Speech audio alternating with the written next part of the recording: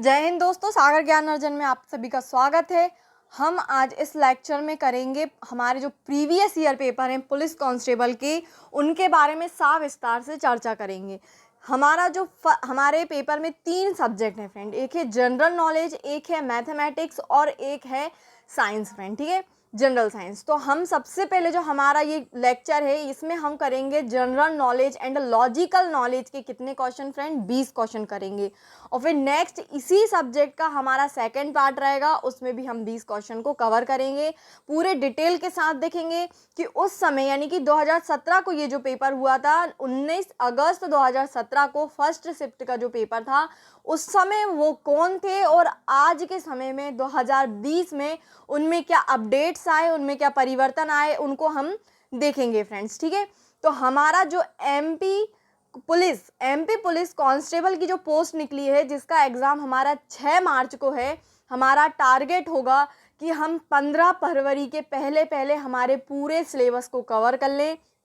Friends, हमें पता है कि 2017 में हमारे 3 सब्जेक्ट के पेपर होते थे, लेकिन 2021 जो हमारा पेपर होगा मार्च को, 6 मार्च को, उसमें हमारे 3 सब्जेक्ट होंगे। पहला होगा हमारा जीके, दूसरा होगा हमारा रीजनिंग, तीसरा होगा हमारा मैथ्स और फोर्थ होगा हमारा साइंस फ्रेंड, ठीक है।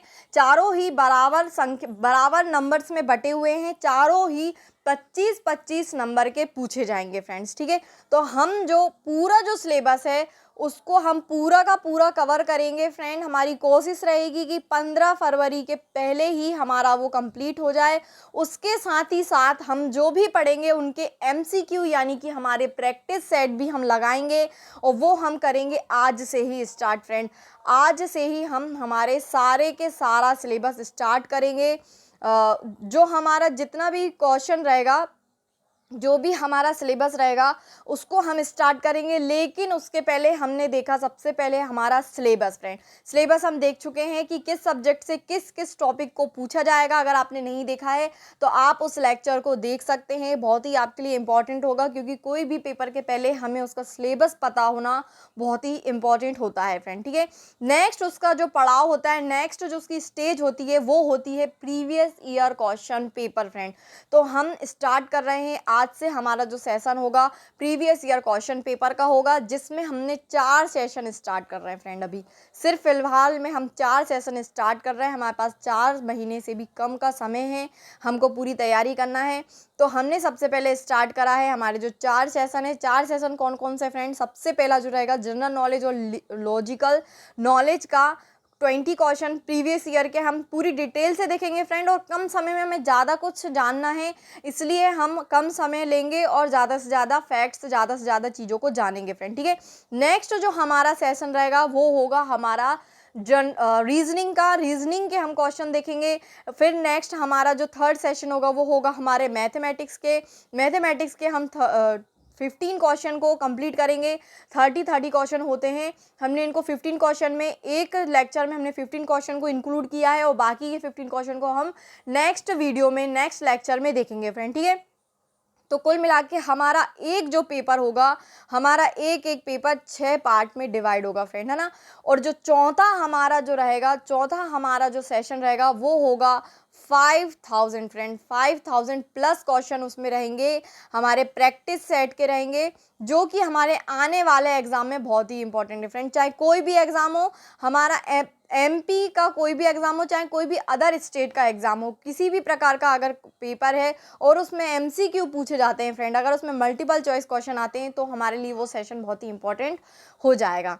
तो फ्रेंड, हमें 4 सेशन अभी कंप्लीट करने हैं। जैसे ही हमारे पूरे पुराने पेपर्स कंप्लीट हो जाएंगे तो हम हमारे सिलेबस के अकॉर्डिंग पुराने क्वेश्चन को भी देखेंगे और नए चीज़ों को भी देखेंगे, नए फैक्ट्स को लाएंगे फ्रेंड।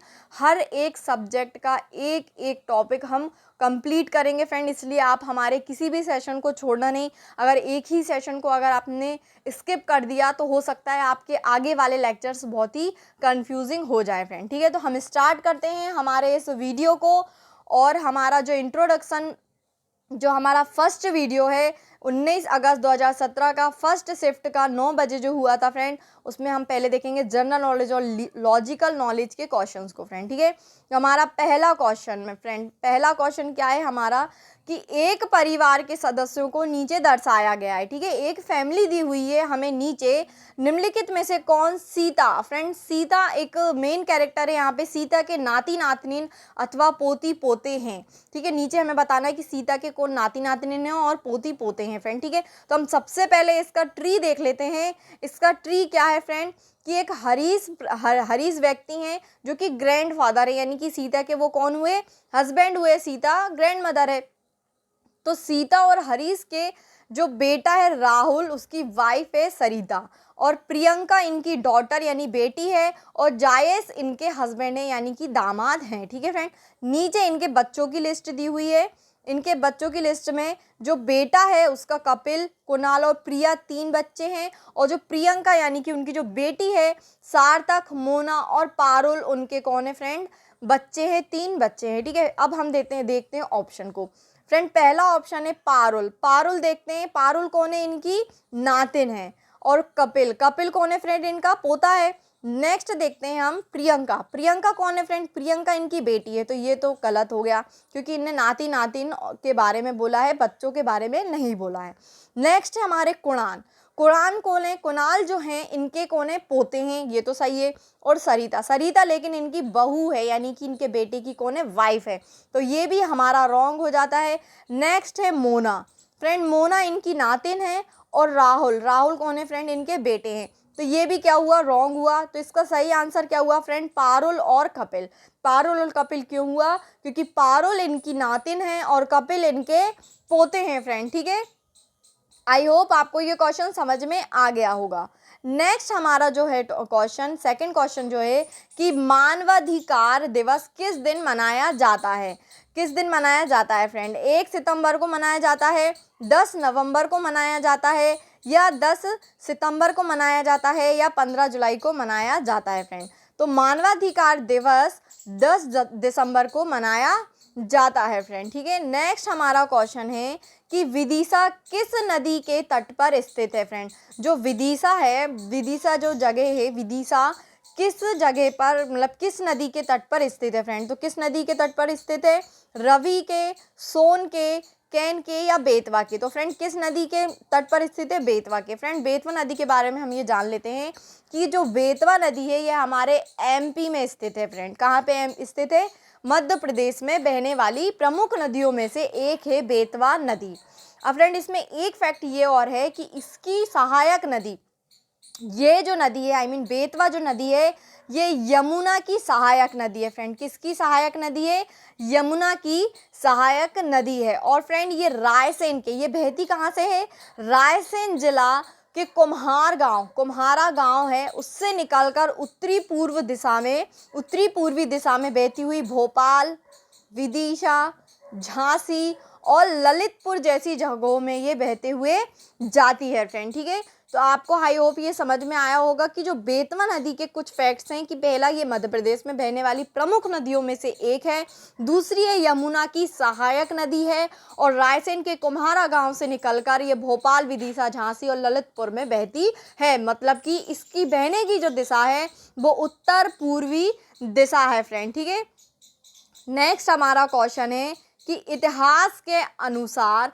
किसने ग्वालियर की स्थापना की है फ्रेंड। किसने करी है इतिहास के अनुसार, इतिहास के अनुसार राणा सिंह ने की है, या सम्राट अशोक ने की है, या राजा विक्रमादित्य जी ने की है, या सूरज सिंह जी ने की है। तो फ्रेंड किसने की है, सूरज सिंह।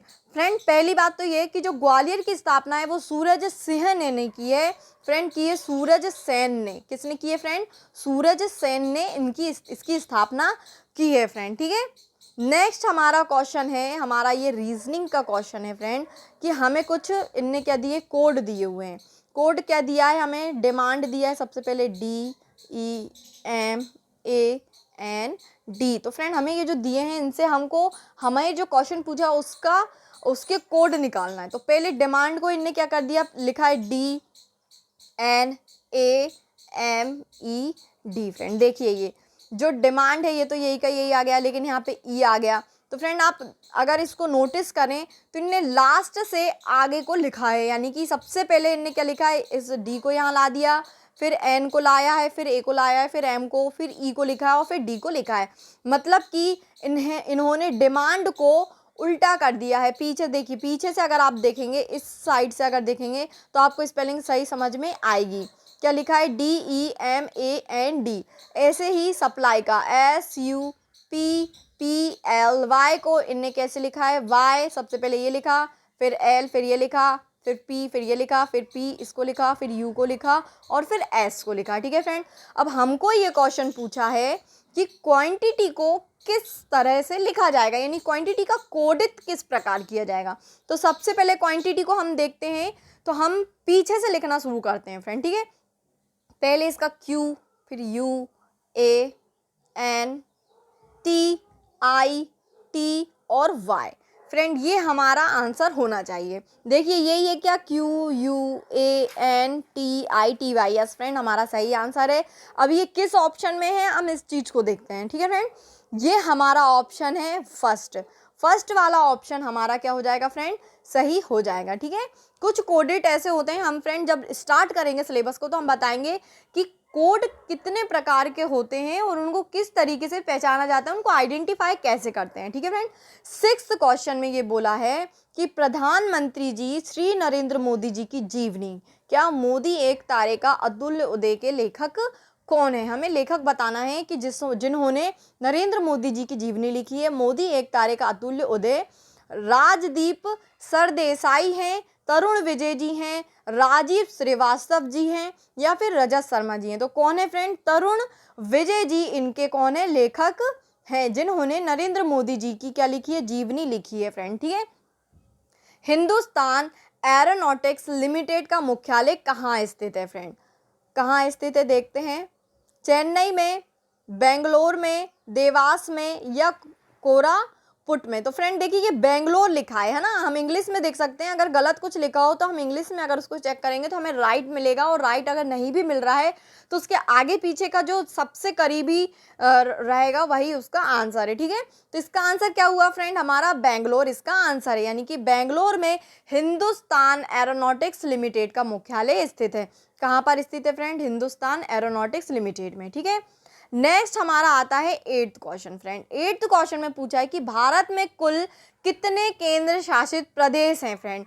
याद रखना है ये पेपर हमारा 2017 का है और मैंने जो आपके लिए ये लेक्चर लाई हूँ इसमें मैं आपको अपडेट भी करवाऊंगी। तो भारत में कुल कितने केंद्र शासित प्रदेश हैं, 11, 10, 12 या 7। तो फ्रेंड उस समय तो 7 थे, अब 7 कौन कौन से थे ये देखते हैं हम। पौंडीचेरी था, दामन एंड दीव था, दादर एंड नगर हवेली था, लक्षद्वीप था हमारा, चंडीगढ़ था, दिल्ली था और हमारा अंडमान एंड निकोबार था। ठीक है, अभी फिलहाल लेकिन 2019 में हमारे कितने केंद्र शासित प्रदेश हो गए फ्रेंड, 9 केंद्र शासित प्रदेश हो गए। 2 और कौन कौन से जुड़े, लद्दाख और जम्मू, 2 हमारे केंद्र शासित प्रदेश यानी कि यूनियन टेरिटरीज बने हैं। ठीक है फ्रेंड, और हमारे पहले कितने राज्य थे, हमारे पहले कितने राज्य थे फ्रेंड, 29 राज्य थे, लेकिन अब हमारे 28 राज्य हो गए हैं। और जो हमारा 29वां राज्य था जम्मू और कश्मीर, उसको हमने 2 केंद्र शासित प्रदेशों में क्या कर दिया, विभाजित कर दिया है। ठीक है, तो अब हमारे कितने हो गए फ्रेंड, 9 हमारे केंद्र शासित प्रदेश हो गए हैं। नेक्स्ट हमारा क्वेश्चन है कि भारतीय रिजर्व बैंक की स्थापना कब हुई थी। भारतीय रिजर्व बैंक यानी कि आरबीआई की स्थापना कब हुई थी फ्रेंड, 1949 में हुई थी, 1947 में हुई थी, 1927 में हुई थी या 1935 में हुई थी। तो फ्रेंड आरबीआई की स्थापना 1935 में हुई थी फ्रेंड। ठीक है, नेक्स्ट हमारा 10th question friend. 10th question है कि केंद्र सरकार के वित्त मंत्रालय में मुख्य आर्थिक सलाहकार कौन है। फ्रेंड बहुत ध्यान से पढ़ना इसको कि केंद्र सरकार के वित्त मंत्रालय में मुख्य आर्थिक सलाहकार कौन है। फ्रेंड ये 2017 का पेपर है, आपके इस चीज़ को माइंड में बिठा के इस क्वेश्चन पेपर को सॉल्व करना। ठीक है, अरविंद सुब्रमण्यम जी हैं, संजीव सान्याल यानी कि 2017 का है ये, सुब्रमण्यम स्वामी जी हैं या रघुराम राजन जी है। फ्रेंड देखिए कंफ्यूज नहीं होना, इनने आरबीआई के गवर्नर नहीं पूछे कि रघुराम राजन होंगे उस समय, पूछा है कि केंद्र सरकार के वित्त मंत्रालय में मुख्य आर्थिक सलाहकार यानी कि इकोनॉमिक एडवाइजर कौन थे, ये पूछा है इसमें। तो फ्रेंड उस समय कौन थे, संजीव सान्याल जी थे। और वित्त मंत्री कौन थे उस समय फ्रेंड, अरुण जेटली जी थे, जो अभी हमारे बीच नहीं हैं, अरुण जेटली जी थे फ्रेंड, ठीक है। लेकिन अभी 2020 में नए बनाए गए हैं फ्रेंड, नए, उनका नाम क्या है, कृष्ण मूर्ति सुब्रमण्यम फ्रेंड, याद रखना 2020 में नए सलाहकार कौन है, कृष्ण मूर्ति सुब्रमण्यम जी हमारे नए मुख्य आर्थिक सलाहकार। ओके फ्रेंड, 2020 में हमारी नई वित्त मंत्री कौन है, हमारी निर्मला सीतारमण जी हैं, ठीक है। ये आप याद रखना कि निर्मला सीतारमण जी के समय में कौन है सलाहकार, कृष्ण मूर्ति सुब्रमण्यम जी हैं। संस्कृत के लिए 2014 के साहित्य अकादमी पुरस्कार के विजेता के रूप में किसे नामित किया गया, 2014 का पूछा है फ्रेंड, 2014 का रामजी ठाकुर जी हैं, मिथिला प्रसाद त्रिपाठी जी हैं, प्रभुनाथ द्विवेदी जी हैं, रामशंकर अवस्थी जी हैं। तो इनमें से कौन है फ्रेंड जिनको संस्कृति के क्षेत्र में साहित्य अकादमी पुरस्कार मिला है, उनका नाम है प्रभुनाथ द्विवेदी जी। कौन है फ्रेंड, प्रभुनाथ द्विवेदी जी। और फ्रेंड अगर हम लास्ट ईयर के देख लेते हैं, 2018 में कौन थे, रमाकांत शुक्ला जी। कौन, श्री रमाकांत शुक्ला जी हमारे 2018 के, जिनको संस्कृत में साहित्य अकादमी पुरस्कार मिला। किस क्षेत्र, उनकी रचना क्या थी, मामा जनानी। कौन थी फ्रेंड, मामा जनानी। और 2019 में फ्रेंड, 2019 में किसको मिला संस्कृत में साहित्य अकादमी पुरस्कार, मिला है पेन्ना मधुसूदन जी को। किनको, पेन्ना मधुसूदन जी को। उनकी रचना थी प्रज्ञाचा श्रुशम। क्या थी फ्रेंड, प्रज्ञाचा श्रुशम, ठीक है। नेक्स्ट हमारा क्वेश्चन है 12वां, किसने ओरछा के चतुर्भुज मंदिर का निर्माण करवाया, सतपुड़ा के राजा ने, बुंदेल राजपूत ने, राजा विक्रमादित्य ने, या राजा भोज जी ने। तो किसने करवाया फ्रेंड, बुंदेला राजपूत जी ने ओरछा के चतुर्भुज मंदिर का निर्माण करवाया।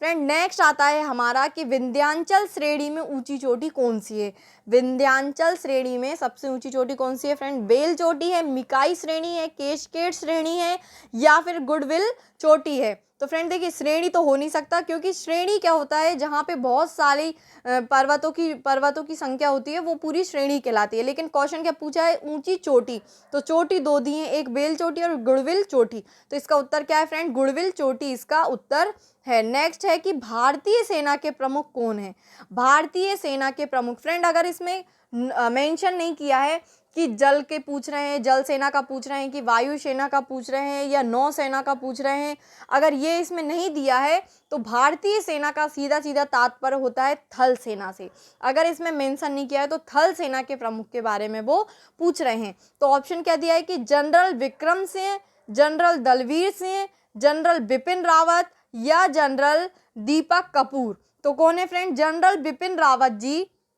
जनरल बिपिन रावत जी कौन है, हमारे भारतीय सेना के प्रमुख। फ्रेंड ये 2017 का क्वेश्चन है कि 2017 में भारतीय सेना के प्रमुख कौन थे। और फ्रेंड नेक्स्ट क्या हुआ कि 1 जनवरी को, इनका हम अपडेट बता देते हैं जनरल बिपिन रावत जी का, श्रीमान का, कि 1 जनवरी 2020 को फ्रेंड 1 जनवरी 2020 को इन्हों को प्रमुख से हटाकर क्या कर दिया गया, रक्षा प्रमुख के पद पर बना दिया गया। इसके पहले ये थल सेना के प्रमुख थे। किसके प्रमुख थे, थल सेना के प्रमुख थे, लेकिन 1 जनवरी 2020 को रक्षा प्रमुख के पद पर बनाया गया फ्रेंड। और ये हमारे भारतीय इतिहास में पहली बार बनाया गया, यानी रक्षा प्रमुख का जो पद है इससे पहले नहीं था। 1 जनवरी 2020 के पहले ये पद नहीं था, 1 जनवरी 2020 के समय ये पद रखा गया। और इस पद के पहले जो प्रमुख थे वो कौन है, जनरल बिपिन रावत जी हैं, यह बात आप याद रखना। और अभी हमारे थल सेना के प्रमुख कौन है फ्रेंड, जनरल मनोज मुकुंद नरवणे।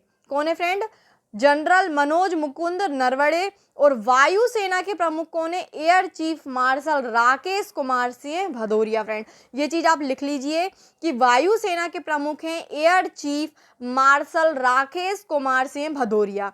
और नौसेना के प्रमुख कौन है फ्रेंड, एडमिरल करमवीर सिंह। कौन है, एडमिरल करमवीर सिंह। और ये तीनों के तीनों सेना प्रमुख किसके अंडर में आते हैं? अब जनरल बिपिन रावत जी के अंडर में आते हैं। क्यों आते हैं? क्योंकि ये अब रक्षा प्रमुख हैं।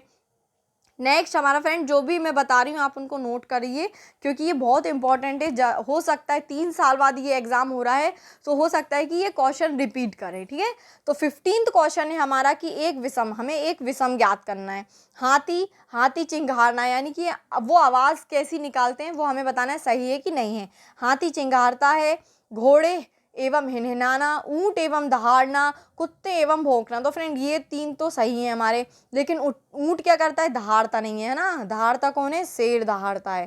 ठीक है, अब नेक्स्ट आ रहा है हमारा क्वेश्चन कि एक खास कोड भाषा में बेदासकट का अर्थ वाइस एंड क्लेवर, दास सोम जाना का अर्थ है क्लेवर यंग बॉय, और जुप जाना ऊ का अर्थ है यंग मीन्स फ्रेश होता है। तो इस कोड में बॉय का शब्द क्या इस्तेमाल किया गया है, हमको इसके बारे में बताना है फ्रेंड। ठीक है, तो सबसे पहले तो हम ये देखते हैं कि जो बेदास काट है, यानी कि क्या लिखा है? बेदास काट। बेदास काट जो है, इसको इनने क्या लिखा है? Vice and clever. ठीक है, इनने ये लिखा हुआ है। नेक्स्ट क्या बोला है कि दास सोम जाना, क्या? दास सोम जोना को इनने क्लेवर यंग बॉय बोला है। फ्रेंड सबसे पहले ये देखिए कि इसमें और इसमें कॉमन क्या है। ठीक है, सबसे पहले हम ये नोटिस करते हैं कि इनमें कॉमन क्या है। तो देखिए, दास इसमें भी है और दास इसमें भी है, लेकिन बे और काट इसमें नहीं है, सोम और जोना है। ठीक है, अब इसमें देखते हैं कोड लैंग्वेज में कि इसमें और इस कोड लैंग्वेज में सेम क्या है। तो क्या है फ्रेंड इन दोनों में सेम? Vice and clever. तो इसमें क्लेवर है कॉमन। इसका मतलब ये हुआ कि दास को इनने क्लेवर में बताया है। ठीक है, अब ये वाला जो कोड है इसको इस वाले कोड से करते हैं। तो जोना दोनों में क्या है? सेम है।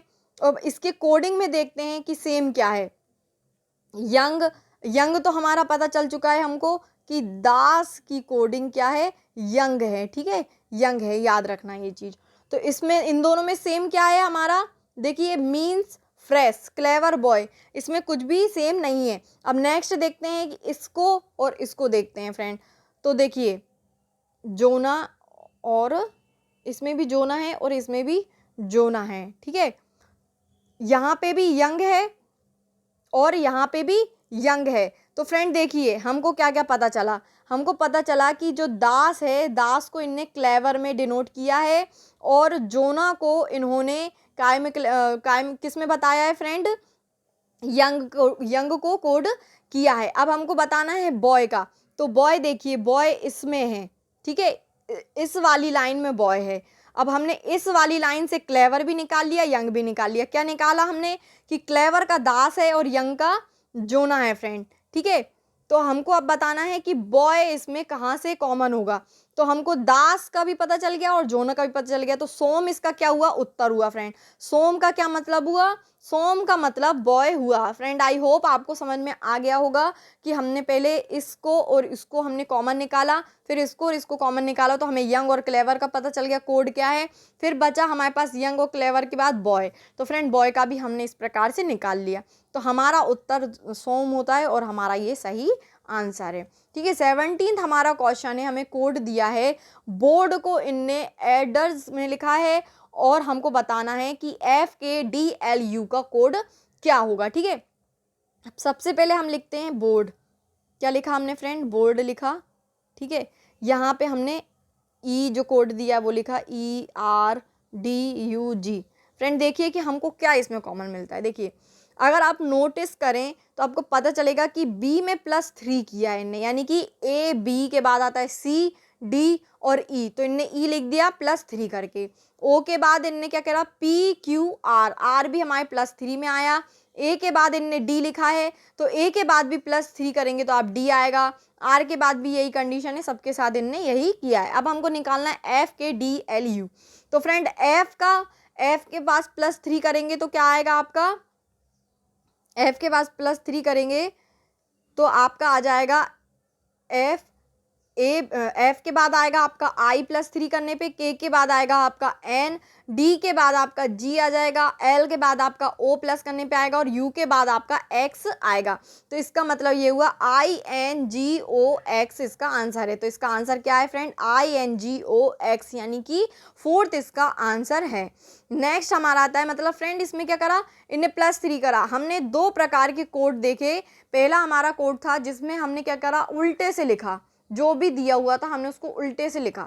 अभी जो हमारा कोड था उसमें हमने +3 करके लिखा ना, ऐसे +5 या बीच में अलग अलग स्टेप को फॉलो करते हुए ये कोड बनाए जाते हैं। तो हम अलग अलग प्रकार के कोड हमारे सिलेबस वाले सेशन में देखेंगे फ्रेंड, ठीक है। नेक्स्ट हमारा क्वेश्चन आता है 18th क्वेश्चन है कि केंद्रीय पर्यावरण, वन एवं जलवायु परिवर्तन मंत्रालय के क्लाइमेट स्मार्ट विलेज प्रोजेक्ट में मध्य प्रदेश के कितने गांव शामिल हैं? तो कितने गांव हैं फ्रेंड? 50 हैं, 90, 80 या 60? तो फ्रेंड कितने? 60 देश शामिल हैं। नेक्स्ट हमारा क्वेश्चन है कि भारत की परमाणु सक्षम मिसाइल अग्नि 5 का 2016 से परीक्षण किया गया है, ठीक है। किससे किया गया है? 2016 से किया गया है। तो मुनरो द्वीप पर किया है, श्रीरंगम द्वीप पे किया है, अब्दुल कलाम द्वीप पे किया है या हैवलॉक द्वीप पे किया है फ्रेंड? तो भारत की परमाणु सक्षम मिसाइल है अग्नि 5, उसका परीक्षण हमने 2016 में कहाँ किया था? अब्दुल कलाम द्वीप पे किया था फ्रेंड। कहाँ किया था? अब्दुल कलाम द्वीप पे किया था। ओके फ्रेंड, हमारा नेक्स्ट रीजनिंग का क्वेश्चन आता है कि 4 छात्राएं दी हुई हैं फ्रेंड। 4 छात्राएं कौन कौन सी दी हैं? रीना, बीना, मीना और नीना, ठीक है। ये एक समूह में यानी कि एक ग्रुप में। अब हम एक लाइन बना लेते हैं और उस ग्रुप को हम इसमें डिफाइन करेंगे, ठीक है। रीना और बीना बाईं ओर से क्रम से 6वें और 7वें स्थान पर खड़ी हैं, ठीक है। जो रीना और बीना है कितने? 6वें, यानी 1 2 3 4 5 6। तो 6वें स्थान पर कौन है? हमारी रीना है और 7वें स्थान पर कौन है? हमारी बीना है, ठीक है। नेक्स्ट है कि मीना और नीना दाईं ओर से क्रम से 4थे और 5वें स्थान पर खड़ी हैं। तो हमें यहाँ से एक लाइन खींचना है और 4थे और 5वें यानी 1 2 3 4, 4थे स्थान पर कौन है? मीना और 5वें स्थान पर कौन है? नीना है, ठीक है। अब ये हमको पता चला। अब नेक्स्ट ने ये बोला है कि जब बीना और मीना अपने स्थानों को अदला बदली करती हैं, यानी कि मीना आ गई किसकी जगह पे? बीना आ गई किसकी जगह पे फ्रेंड? मीना की जगह पे आ गई। यानी ये यहाँ पे कौन आ गया? यहाँ पे मीना आ गई और यहाँ पे कौन आ गई? बीना आ गई। तो जो बाएं से 15वीं होगी, तो बाएं से 15वीं कौन सी हुई फ्रेंड? सीधी सी बात है, 15वीं ये है, 15वीं कौन हुई? मीना हुई।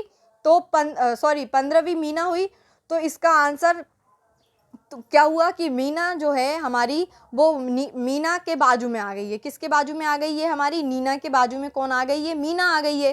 तो जब मीना 15वीं होगी तो नीना कौन सी हुई? हमारी 14वीं हुई, है ना। इनने नेक्स्ट क्या पूछा कि बाईं ओर से नीना की प्रारंभिक स्थिति क्या है? तो नीना की क्या हुई? 14 हुई। क्यों हुई? क्योंकि नीना के बाजू में कौन आ गई? मीना। जबकि पहले कौन थी? रीना उसके बाजू में थी फ्रेंड, ठीक है। एक बार हम इसको पूरा का पूरा इसका लाइन बना लेते हैं। कितने हुए टोटल? 15। कितने हुए फ्रेंड? 15। 1 2 3 4 5 6 7 8 9 10 11 12 13 14 15, ठीक है। अब इनने हमको पहले बोला था कि 4थे और 5वें स्थान पर मीना और नीना है।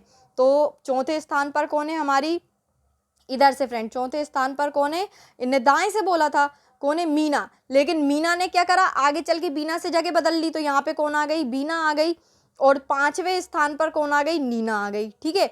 अब नेक्स्ट इनने क्या बोला कि 6वें और 7वें स्थान पर रीना और बीना है। तो 1 2 3 4 5 6, 6वें स्थान पर कौन है? हमारी रीना है। कौन है? रीना। और 7वें स्थान पर कौन है? सॉरी फ्रेंड, बीना है। तो जो बीना है उसने किससे? मीना से जगह बदल ली। तो यहाँ पे कौन आ गई? मीना आ गई। अब इनने बोला कि 15वीं होगी। बीना जो है वो बाएं से 15वीं हुई। तो 1 2 3 4 5 6 7, तो 15वीं यहाँ पे बीना हमारी आ जाएगी अगर हम इसको जोड़ें। तो बीना के बाजू में देखिए नीना है। बीना के बाजू में कौन है? नीना है। तो जो नीना की इनने जगह पूछी है तो नीना कौन से नंबर पे हुई? 14वें स्थान पर हुई। क्यों? क्योंकि बीना अगर 15वें पे है तो उसके बाजू वाली कौन सी नंबर पे हुई? 14वें नंबर पे हुई। तो फ्रेंड इसका सही उत्तर क्या है? 14। ओके फ्रेंड, आई होप आपको ये क्वेश्चन समझ में आया होगा।